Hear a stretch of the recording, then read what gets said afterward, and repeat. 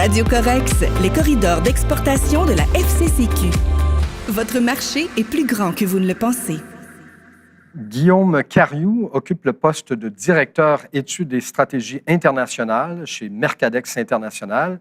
Il est avec nous dans le cadre de ces balados-diffusions pour Radio Corex. Bonjour, Guillaume Cariou. Bonjour.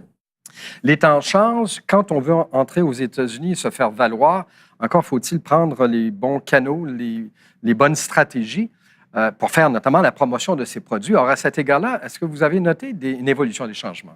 Oui, on note des changements au niveau des modes de promotion, notamment au niveau de la baisse de l'achalandage des grands événements commerciaux. On parle ici des foires commerciales, des grands salons commerciaux aux États-Unis. Que je comprenne, les salons qui sont si populaires, enfin, souvent, c'est avec ça qu'on a traditionnellement travaillé, ça fonctionnerait un peu moins bien. Ça fonctionne un peu moins bien. C'est en partie lié à la crise qui a lieu aux États-Unis. Donc, on a vu une baisse de l'activité, donc une baisse de l'achalandage dans toutes sortes de domaines. Mais on voit que c'est peut-être plus le meilleur moyen ou le moyen le plus adéquat pour se faire connaître auprès des intermédiaires et aussi auprès des prospects aux États-Unis. Parce que, souvent, ça coûte cher. 2, c'est souvent immense comme surface. Et si vous vous retrouvez dans un petit kiosque dans un coin, en essayant désespérément d'attirer l'attention, c'est pas forcément la recette du succès. C'est ça. Vous n'allez pas avoir un impact qui va être majeur auprès de votre clientèle potentielle. Donc, c'est ça. Il faut voir s'il n'y a pas d'autres moyens pour se positionner, pour se faire connaître au niveau des acheteurs américains. Parce que vous l'avez vu, vous, cette baisse de popularité, d'effet, d'impact des fois. Je peux vous donner un exemple à ce niveau-là. Donc, un manufacturier québécois qui est dans l'équipement agricole, qui avait l'habitude, dans le fond, de présenter ses équipements dans toutes sortes de salons, toutes sortes de foires commerciales. Il percevait cette baisse-là et il se demandait comment est-ce qu'il pouvait mieux faire le lien avec ses acheteurs potentiels. Et donc, en interrogeant ses prospects, il s'est rendu compte que ces gens-là, dans le fond, les agriculteurs américains, se rendaient pratiquement tous les jours sur Internet pour consulter parfois les mêmes sites. Donc 2 sites, les sites pour la météo et le site pour le cours des denrées. Et en se positionnant sur ces sites-là, en faisant de la promotion au niveau de leurs équipements, ils se rendaient visibles auprès de cette clientèle-là. Donc il y a d'autres moyens comme ça de pouvoir se faire connaître, de pouvoir se présenter au niveau des acheteurs potentiels. Donc, on en serait rendu à la promotion 2.0. Exactement, c'est ça. Et l'enjeu là-dedans, c'est de demander à ces prospects, de demander à ces intermédiaires quels sont les moyens qu'ils utilisent pour rester au courant des nouveautés dans leur industrie, pour rester au courant des nouveaux équipements et des nouveaux services. Et là, c'est là qu'on va avoir des surprises. Parce que la foire commerciale, c'est peut-être plus le meilleur moyen. Mais ça existe encore. Ça existe encore, il ne faut pas le négliger. Et puis, il y a encore des domaines où ça fonctionne très, très bien. Mais on voit que ça commence à évoluer et qu'il y a d'autres moyens comme ça qui vont être utilisés à la fois dans les produits de consommation comme dans les produits qui s'adressent à des entreprises. Vous avez mentionné Internet. Il y a maintenant les réseaux sociaux. C'est devenu pratiquement un incontournable. Est-ce que vous suggérez à ceux qui ont cette volonté d'exporter d'aller explorer les médias sociaux? Ça peut être tout d'abord très utile, ne serait-ce que pour faire de la recherche de marché. Les gens ont tendance à laisser de l'information.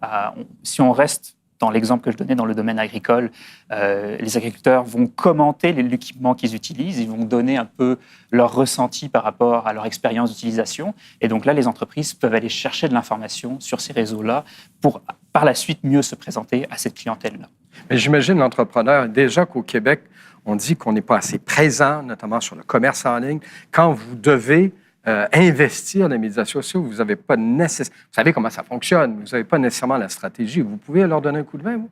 Oui, tout à fait. C'est quelque chose sur lesquels on peut les aider, on peut pour bien les aiguiller là-dessus, puis voir si c'est primordial dans leur stratégie ou bien alors si c'est quelque chose qui est peut-être plus secondaire à laisser plus de côté pour certaines destinations. Donc, on peut voir un peu quel plan de match avoir avec eux sur ce point-là. Parce que la promotion fait partie intégrante d'une stratégie. S'il faut l'ajuster à ces nouvelles réalités, encore faut-il ne pas perdre tout, perdre le bébé avec l'eau du bain, de dire j'abandonne un truc et je ne réussis pas à faire fonctionner un autre. Exactement.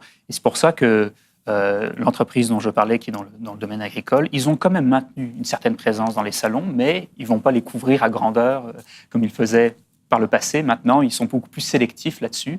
Et donc, ils ont une stratégie qui est plus multicanaux. Et ils réussissent comme ça à être très, très présents aux États-Unis. On ne vous demandera pas de l'identifier, mais pouvez-vous nous dire si ça a fonctionné, ce déplacement, cet ajustement oui, de stratégie? Ça a fonctionné. Ils sont maintenant présents sur les réseaux sociaux depuis 3 ans. Et donc, ça fonctionne extrêmement bien aux États-Unis en termes de reconnaissance, en termes de positionnement. Ils sont très, très visibles par ce biais-là. Et pouvez-vous nous donner un dernier mot du Nord-Est, particulièrement du Nord-Est des États-Unis, parce que c'est un marché prisé, c'est un marché de proximité. Est-ce que vous voyez là, tout ça se mettre en place avec tout ce que l'on a mentionné par rapport à la promotion, que ça se développe de façon intéressante? Oui, tout à fait. Et ce qui est intéressant aussi dans cette région-là, c'est qu'il y a beaucoup de partenaires potentiels pour les entreprises québécoises sur ce territoire-là. Donc, elles peuvent être aiguillées localement au niveau des réseaux sociaux par des gens au Vermont, par des gens au Connecticut. Il y a des personnes là-bas qui peuvent vraiment les aider à faire le dernier mille en termes de promotion sur ce territoire. Bien, Guillaume Cariou, merci beaucoup. Merci. Radio Corex, les corridors d'exportation de la FCCQ. Votre marché est plus grand que vous ne le pensez.